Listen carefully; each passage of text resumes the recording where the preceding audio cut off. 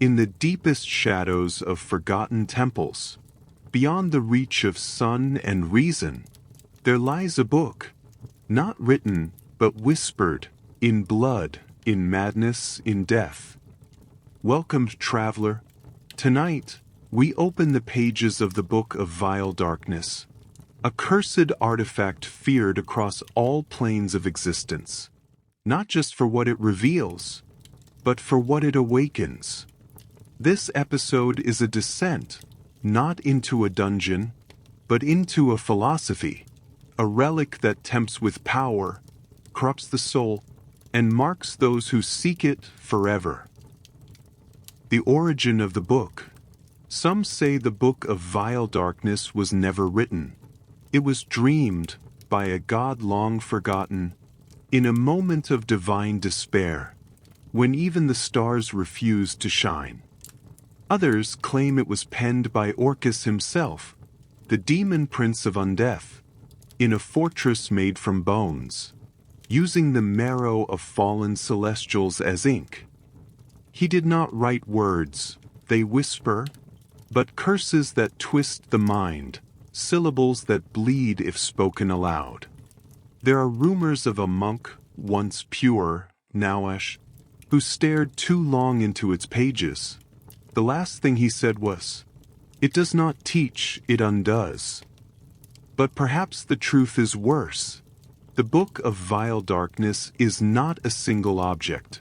It is an idea, a seed planted in the soul of every mortal who has ever looked at cruelty and wondered, what if this is power? A whisper, faint and cold. Take the first step. You already want to.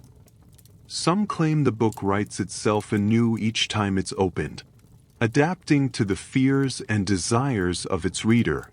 It knows what you crave, and it knows what you will sacrifice to have it. Whether born in the abyss, or forged in the screams of the 9 hells, the book does not care for its own beginning, only for yours. When you open it, your origin story begins anew. What lies within? The Book of Vile Darkness does not contain spells alone. It holds perspective, cruel, cold, and unrelenting. To read it is not to learn, it is to be changed. Its pages are filled with heresies, philosophies of evil, diagrams of pain refined to art, and rituals so foul that even demons look away. A voice, barely a whisper, speaks from the shadows. Kindness is a lie. Mercy is a leash. Power is your birthright. It speaks of how to enslave the will, how to hollow out the soul and pour darkness in its place.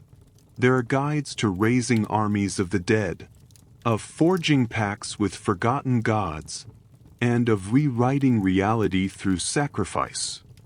The book teaches how to craft poisons that linger in bloodlines for generations, how to bind fiends not with chains, but with promises whispered into dreams. Some entries seem ancient, written in abyssal, infernal, or stranger tongues lost to time, but others appear freshly inked, as if addressed to you. Another voice, clearer now, taunts softly. Your pain was never meaningless. Your rage was never wasted. Let me show you how to use it. Those who study the book for too long begin to see things, symbols that shift when unobserved, sketches that breathe, words that drip blood when spoken aloud. It is not simply a record of evil. It is an invitation. The price of knowledge. No one reads the Book of Vile Darkness and walks away unchanged. The ink may not stain your fingers, but it etches itself into your thoughts. It lingers in the quiet moments when your companions speak of virtue and you no longer understand. For every truth it offers, it takes something from you. First your disgust, then your doubt, then your soul. A voice too close now, too familiar. You never really believed in them, Not the gods, not the laws, only the fear of being caught. Those who study the book too long grow pale, then silent. They begin to smile at funerals, laugh in the presence of pain. Their dreams become doors, not into fantasy, but into places where reality screams. And for some, it goes further. The book chooses them, marks them, transforms them into something more. A blackguard, a tyrant, a prophet of rot. Or worse, a new whisper, lower, deeper, not a voice but a verdict. You are ready. Even those who close it forever hear echoes in their minds when they hold another book. A flicker of ink, a breath on the spine, a shadow that doesn't belong. Because the price of knowledge is not paid once. It is paid every time you remember what you've learned. Famous appearances and legends. The book of vile darkness does not rest in one place. It moves between planes, between hands, between fates.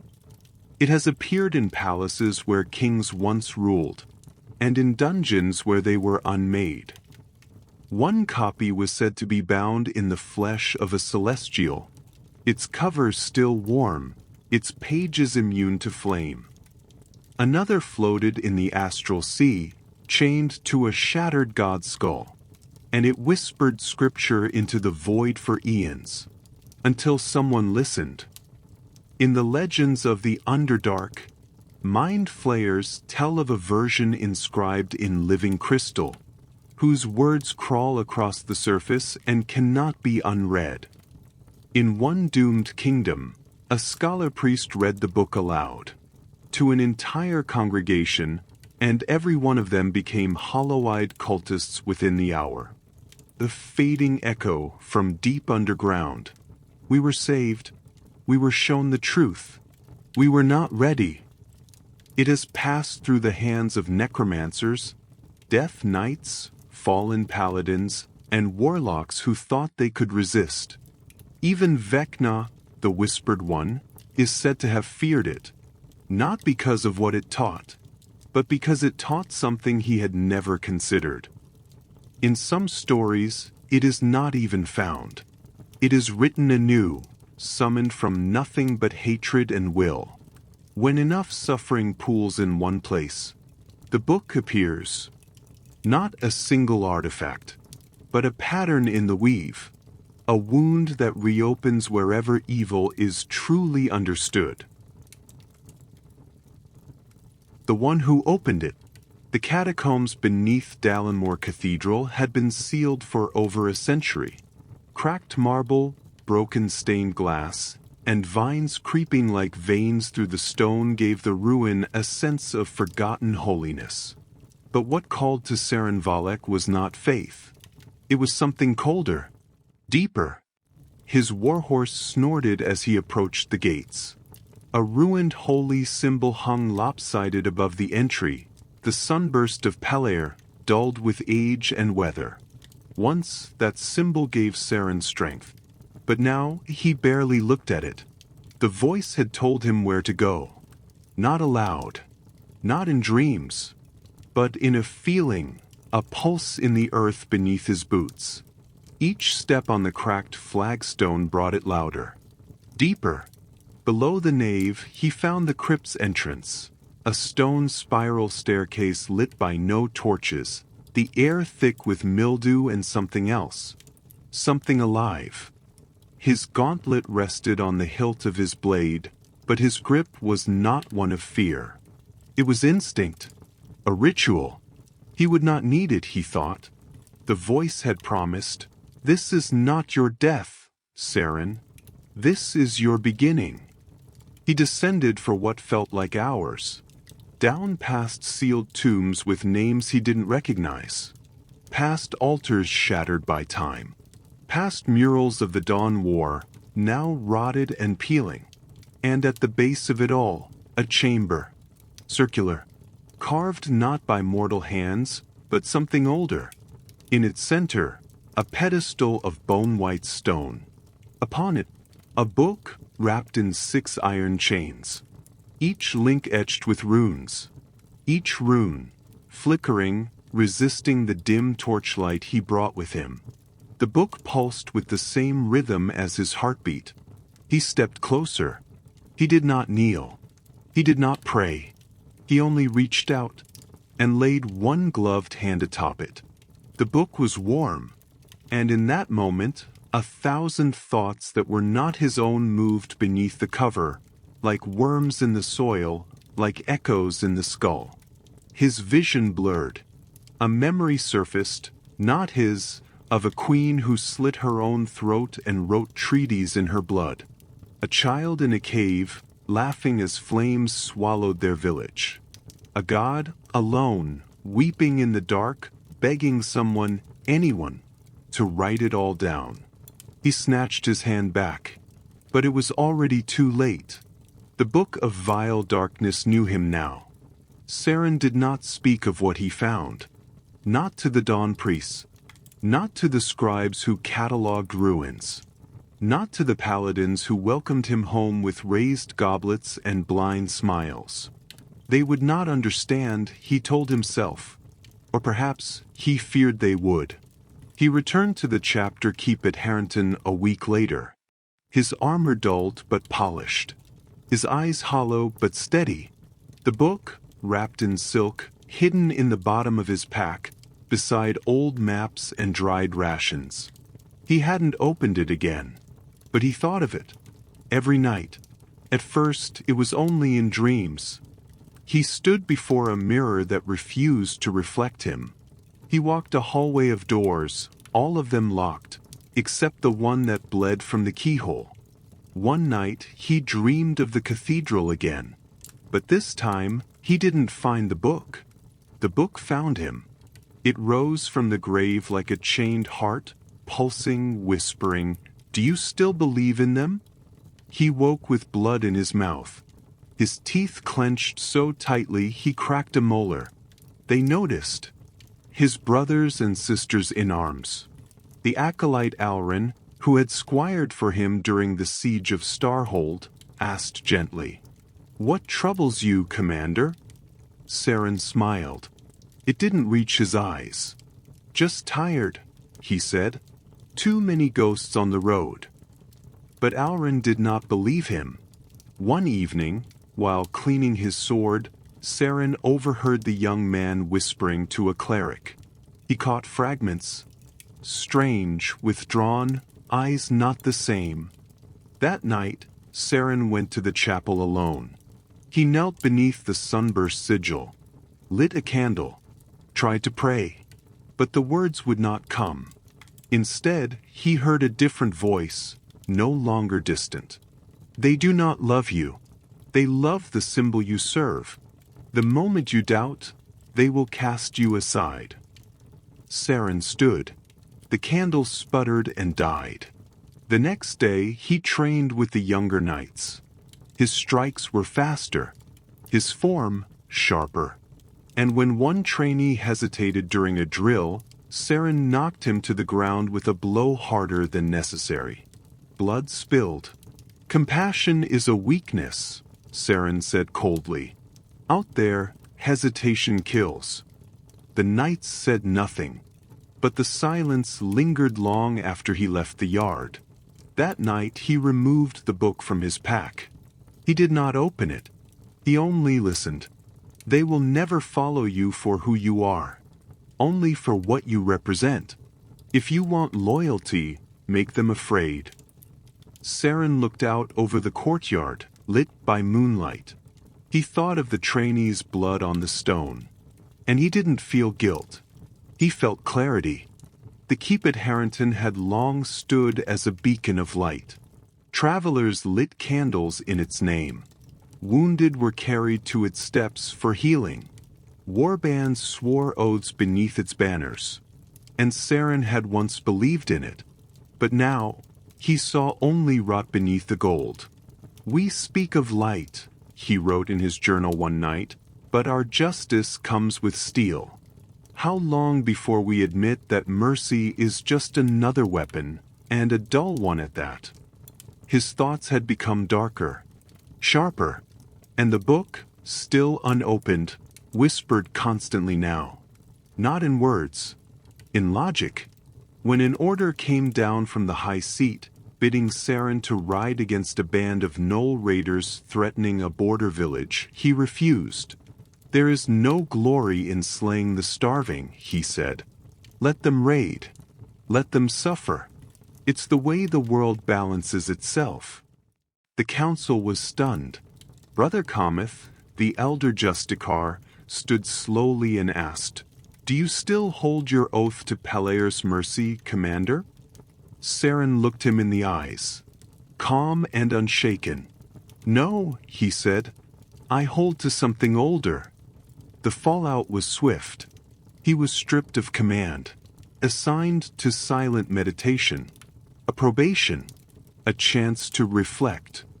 But Sarin did not pray in the silence. He read. For the first time in weeks, he unwrapped the book, opened it, and what he saw was not madness, but order. Each page shifted like liquid, each word written in a language he should not have known, but did. Spells of necrotic power, rites of domination, philosophies stripped of illusion and soul. But it was one passage that took hold of him, a parable written as if for his eyes alone. There is a fruit that grows only in rot, and a truth that reveals itself only in betrayal.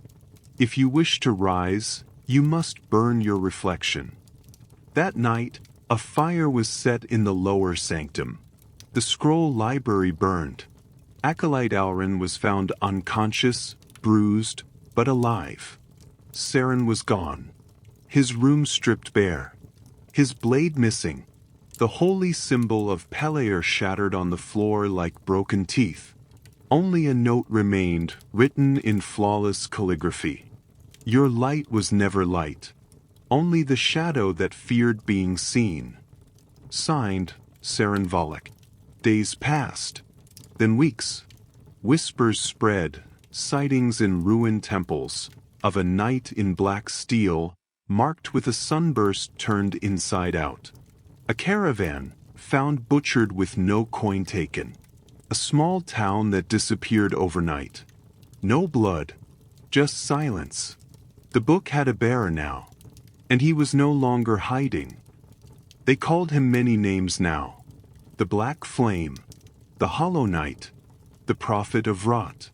But those who saw him, truly saw him, never spoke again. Sarinvalik no longer wore the white tabard of the Dawn Order. His armor had been reforged, twisted by magic and ritual into a jagged, abyss-black shell.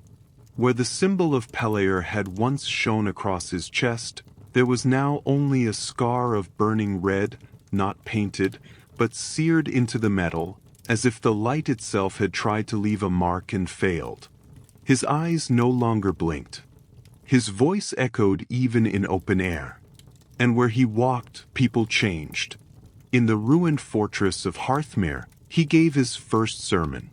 There were no banners, no priests, only bandits, deserters, and forgotten souls drawn to the dark flame he carried. A floating, open tome that never turned its own pages, but somehow always showed the right one. He stood before them, gauntlet hands resting on the book of vile darkness, and spoke like a teacher, calm, slow, patient. You were told goodness is a virtue. You were told sacrifice leads to salvation. But where was your God when your crops failed? He waited. Where was mercy when your sister bled out in the mud for a war she didn't start? Eyes lowered, shoulders sank. You were taught to endure. I offer you power. He opened the book, and for a moment the air itself recoiled. One man vomited blood. Another screamed and fled. But the rest stayed and listened. And when the sermon ended, they were no longer bandits. They were disciples. The book gave him more than knowledge. It gave him vision. He saw cities rotting from within, hypocrisy hiding beneath temples, corruption feeding off charity. And he walked into them like a shadow through fire. In Varnhold, he stood on the courthouse steps and recited from memory the crimes of every noble, things never written in any book. In Elvender, he shattered the dome of the Hall of Light with a spoken word. In the Bleeding Hills, he raised the dead not to fight, but to accuse. The world began to shift, not all at once, not yet, but fear took root, and truth, the kind that cuts deeper than blades, began to spread. The Order of the Dawn declared him apostate. Dozens were sent to kill him. None returned. Only their voices, recorded in black quills, written on parchment made from something soft. Their last words, "He showed me what I am. He didn't kill me. He freed me. He opened the book, and I saw my face inside it." No one saw Sarinvalik die. No blade was recovered. No body burned. No final cry of defiance on a battlefield. No martyrdom in the name of shadow. He simply disappeared. The book of vile darkness closed. And the world changed anyway. Some say he ascended. Others claim he was devoured by the very thing he tried to wield. But those are just tales whispered by frightened heroes around tavern fires, the kind told to reassure themselves that evil can be undone by steel and conviction. The truth is deeper, quieter and worse. Sarinvalik is not gone. He is a thought now, seated in others.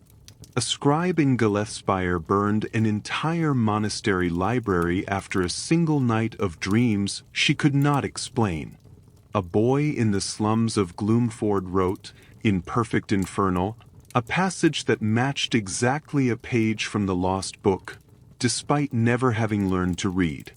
A fallen paladin in the courts of the Radiant Empire was heard whispering Saren's name during his execution, smiling as the blade fell. And sometimes, very rarely, the book itself appears again. Not the same book, not the same bindings, but the same words. A new version, a new face on the cover, bound in cloth, or bone, or flesh, wrapped in chains that rattle when no one moves. Found not in vaults, but in thoughts, in questions. What if they were wrong? What if mercy is a lie? What if I could fix it, all of it, if I just stopped caring? That's how it begins. That's how it always begins.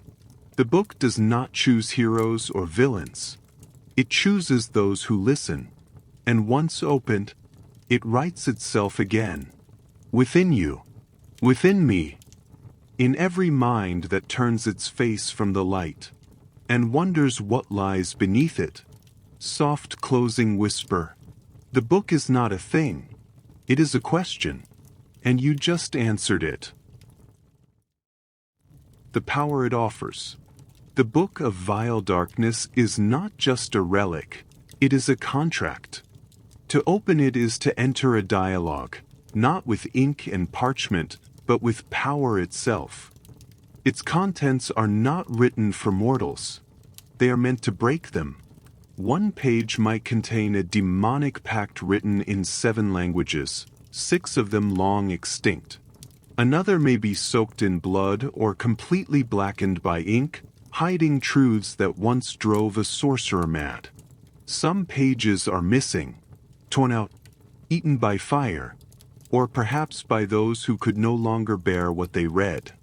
Others are added, glued in, scrawled between lines, etched in the margins by villains long dead. Their whispers live on, offering commentary to the next reader. A conversation of evil spanning centuries. The book kills nature. Flowers wilt in its presence. Animals flee. Even stone withers beneath it. Let it rest long enough on holy ground, and cracks will begin to form, not in the earth, but in faith itself. And yet, there are always those who wish to read it. To attune to the book is no simple act. requires 80 hours of devoted, obsessive study, a communion, a transformation. When finished, the reader changes. Their alignment begins to rot. A creature not born evil must pass a test of will, and most fail. The book reshapes them, quietly, permanently. The gifts of darkness. Once attuned, the reader may shape the book, but only to add more evil. Kindness causes the book to vanish. 10 days without cruelty, and it simply disappears, seeking a more worthy host.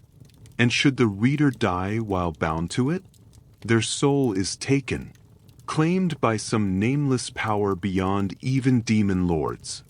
Resurrection becomes impossible. Yet for those who accept its terms, the book offers rewards. Their body is changed. A mark of darkness appears, horns, blackened eyes, twisted flesh, a tongue that splits. Each is different. All are permanent. Charisma checks against the wicked. Advantage. Against the innocent. Intimidation comes easier. The powers within. Command evil. Speak one word, and bend even the vilest of monsters to your will. Dominate monster, once per dawn. Dark speech, read aloud in the forbidden tongue. You suffer, and so do those who dare stand near. Black insight, ask it about demons, devils, corruption. The book responds. Your memory becomes a weapon. Attribute twist, one ability rises by 2, up to 24. Another falls by 2, minimum 3. Your strengths are chosen. Your weaknesses are the price. Destruction, if it can be done. You can tear its pages, burn its cover, shatter its spine. But the book always returns. Only a solar can destroy it, tearing it in half, casting it into oblivion. And even then, it reforms in 1D 100 years. Unless you find the phrase, hidden between lines. Translate it into celestial. Speak it aloud. Then, light swallows all. You in the book, everything. But if even a whisper of evil remains in the multiverse, the book comes back, again and again, until the last lie is spoken. Until the last mercy dies. The book of vile darkness is not a tool. It is a choice. And once made, it waits to be made again. How to use the book in your campaign. This is not a sword to be drawn. Not a wand to be waved. The book of vile darkness is a presence. An infection that creeps into the story long before it is ever seen. Whispers before pages. It begins with rumors. A healer who poisoned her whole village, claiming she was told to. A warlock who vanished mid-incantation, leaving behind a single page, still wet with ink. Then come the dreams. Your players, your heroes, begin to see shapes in firelight, symbols burned into their vision after reading ordinary books. The book enters your world as a whisper, and only later as a weight in someone's bag. The temptation arc. The book works best when it's not a reward, but a test. Place it where they must decide. Do we destroy it? Do we seal it away? Or do we open it just once? And once it's opened, the story changes. It doesn't matter who read it. The world has been marked. Let the book grant forbidden power, but slowly. Let them taste what it offers and fear what they might become. Mechanics as story. Corruption doesn't have to be just a mechanic. It can be a voice, a new flaw, a mechanical curse that feels like a narrative consequence. A paladin loses divine sense, but gains insight into the lies of others. A wizard finds their own spells rewriting themselves in black script. The book does not curse with fire. It curses with clarity. Final advice for the dungeon master. Do not make the book a boss fight. Make it a philosophical infection. Let NPCs be seduced. Let cities fall. Let allies begin to justify terrible things. All because they believe they are now strong enough to do what's necessary. And if a player embraces it, let the book give them what they ask for, but twist the meaning of what they asked. Soft whisper. You said you wanted peace. I gave you silence. Close the book if you can. Burn it if it lets you. Forget it if your mind is still your own. But remember this. The book of vile darkness was never meant to be destroyed, only delayed. You may lock it in a vault, bury it in stone, cast it into the void between stars. But one day, when a war ends too soon, when a tyrant hungers too deeply, when a hero loses too much, the book will be there, waiting, watching, and whispering your name. You've already started reading.